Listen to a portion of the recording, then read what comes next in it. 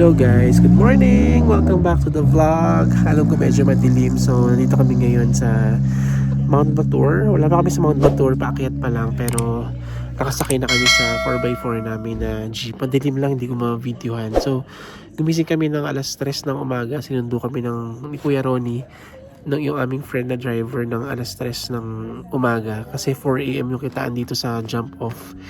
And then, 1 hour yung biyahe from our hotel or villa going here.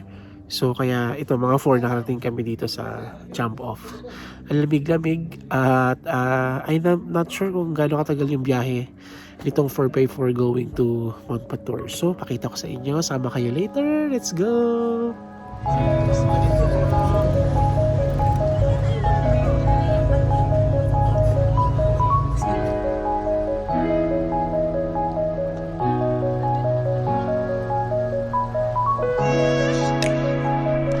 Hello guys! Good morning!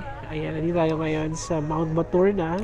And kaya na pa tayo dito, nag-pictorial na tayo. And right now, we are waiting for the sunset. And I hope narinig nyo ako. Yan yung likod ko, dyan yung sunset tuloy. Sunrise pala, sunrise. Tapos ito yung Mount Batur. That's Mount Batur. At napakadami ding mga jeep. At may tatlong drone yata dito na umaandar ngayon. So yun yung Mount Batur kung kita nyo dyan sa taas. So, yun. Nakita nyo ba yung drone? Ayan o.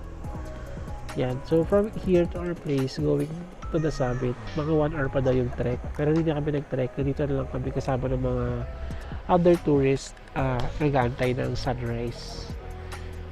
So, itong tour na to, nabuko sa Klook.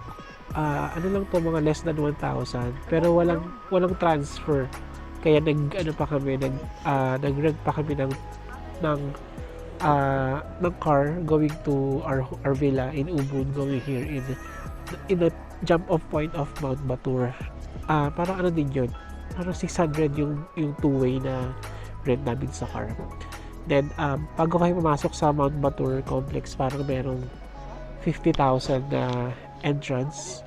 So dito talaga sa Indonesia or sa Bali, kada kimot mo may gastos, kada andar mo may gastos. CR ka, pasok ka dito, may gastos, ganyan. Maliit lang naman. Pero yung ngayon, medyo mahal, 50,000 each, parang entrance. Hindi ko alam kung para saan yun. Parang community naman yung loob niya. But anyway, sige, meron siyang entrance, sama niyo yan sa inyong budget pagka pupunta kayo dito. So, yung na-book namin, walang breakfast. Iba ko nakikita sa mga vlog kasi merong breakfast eh. Yung sa amin wala. Pero okay lang din naman kasi later, pagkaba, kakain kami dun or magka-coffee kami dun sa may Pepper Hill. And then may breakfast kami sa hotel pagbalik namin later. So, grabe yung daming jeep. So, super. Kaya, pagkaba namin, ay super traffic dito. Yan o. Sana nakita nyo na, medyo lumiliwanag na kasi. Tignan nyo yan o. Ang dami o. Para sila mga refugees. Kasama pala kami doon. Alam mo yung toys na cars? Oo. May contest? Oo, yan. So, antayin lang namin yung sunrise, tapos pakita ko rin siya sa inyo. Ay, ito pala yung mga kasama ko. Hi! Teka lang.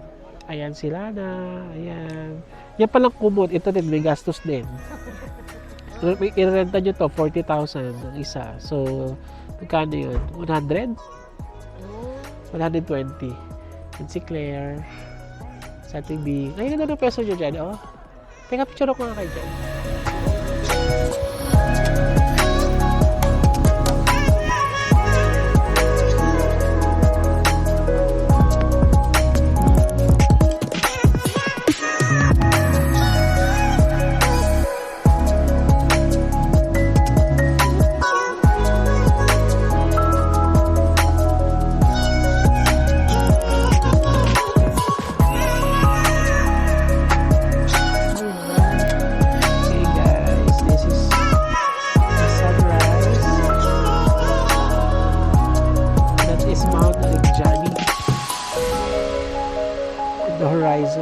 That is located in Lombok Island, another place to visit here in Indonesia.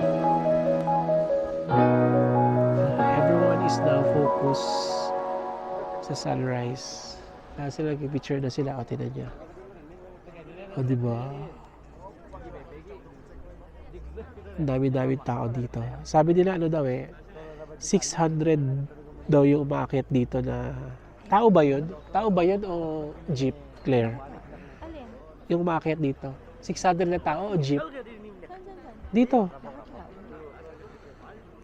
600 na tao daw yung tourist dito every day pag peak seasons. Madre. Ayun, yan na bilog na siya. Kaya nga. Kaya lang hindi kita sa akin yun dyan. Oh, wow!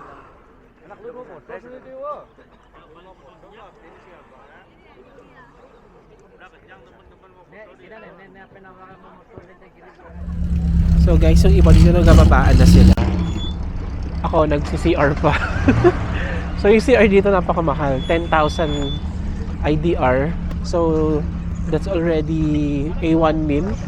So isipin nyo na lang, pag magsi-CR kayo, pag iihi kayo or magna-number 2 kayo, that's 10,000. Or good for 1 mil already. Ay, mali! Teka, sa baba pala ako. Naligaw ako. Saglit lang. So, baba na tayo doon, no? So, eto siya, oh. Nagababaan na yung mga jeep. Sana piti pa nila ako iniiwan.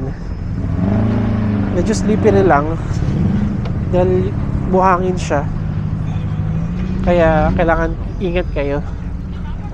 So, nagababaan. Yan. Nagbababaan na yung mga jeep. Ayun, kami nagka-picture pa doon, oh. So, makisabay lang tayo sa kanila. Mauna na kayo. For sure to traffic pababa kasi napakadami.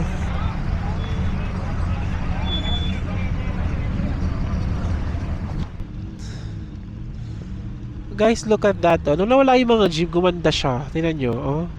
Mas gumanda. Mga palayan-palayang baba, oh. Mga palayan siya. Tapos ito, lake. This is a lake. Ayan. Lake Batur. And this is Mount Batur. May mga tao pa sa taas eh. Ayan. Antayin natin mahupay yung mga sasakay. Kasi traffic din dyan pababa for sure. Kaya tayo ay nag-aantay. At sila nagkipicture pa rin sila na yun. Nagkipicture pa siya dun. Sa taas ng jeep. Magaling yung photographer namin to si Kuya. Oh. I-recommend ko to sa inyo. Sa kulok lang siya nakuha eh. Pwede siyang i-request pagkakuha nyo sa kulok to. Nalagay ko rin yung link ng kulok sa baba. Para makuha nyo to siya. Magaling siya. Magaling siya mag-photo. Yung iba nga naiingit sa amin kasi nakikita yung mga photo niya ang gaganda. Meron pa siyang pa-effect na ilaw actually. Ginagamitan niya ng mga effect tapos minimix niya yung mga colors ng pictures, yung mga ganun. Bata pa siya, saka feeling ko mahilig talaga siya mag-hike at mag-photography kaya ang ganda ng mga kuha niya sa amin. So si Made yung pangalan niya. Nalagay ko yung name niya sa baba para i-request siya sa Klook pag sa Klook ay kumuha ng Mount Batur tour. Alright? Okay? So baba na tayo. Mag-breakfast lang tayo or coffee lang sa isang magandang coffee shop dito sa area na to. And then balik na tayo ng Ubud. Okay? Alright guys. So I hope na-enjoy nyo to and sana nakatulong sa inyo to. Alright? Okay? So see you in the coffee shop.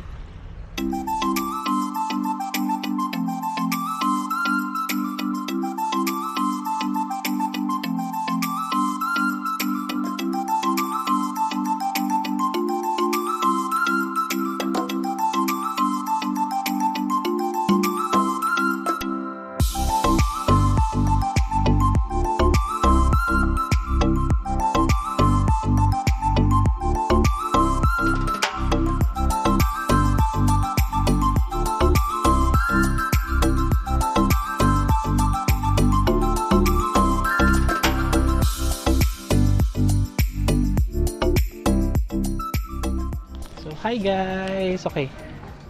Andito na tayo sa Pepper Hill and ito yung view dito sa Pepper Hill. Tingnan nyo. Kita yung tatlong bundok dito. Kaso yun yung Mount Arung. That's the tallest mountain in Ubud. I mean in Bali. And I forgot the name of this mountain. And this one is Mount Batur. Yan yung inakyat natin kanina using the 4x4. Nakita niyo ba yung mga black na yun? Yun yung mga black lava, oh. Kung kita dito, ah. Ayan, oh. And then dito sa maganda dito sa Pepper Hill, malaki siya, tas very Instagrammable. And also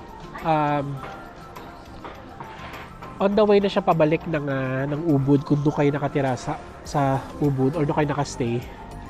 And ang laki-laki niya.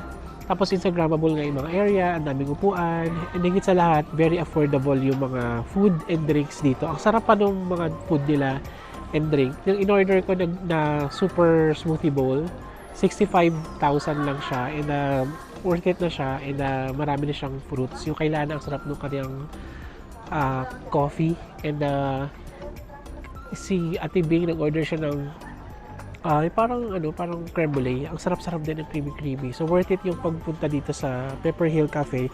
Pwede kayong mag-lunch dito. Pwede kayong mag-breakfast, pwede kayong mag-dinner. Meron silang mga all-day meal meron sila dito sa Pepper Hill. Kaya worth it pumunta dito pagka galing kayo ng Mount Batur, or pwede rin magstay sa lugar na to. I think Kintaman tong area na to ng Bali. At malamig dito, para siyang Baguio, Antipolo. Itong northern part ng Bali talaga kasi nga bundok na siya, kaya malamig siya. Alright, so balik na tayo ng hotel. So I'm gonna end the vlog here.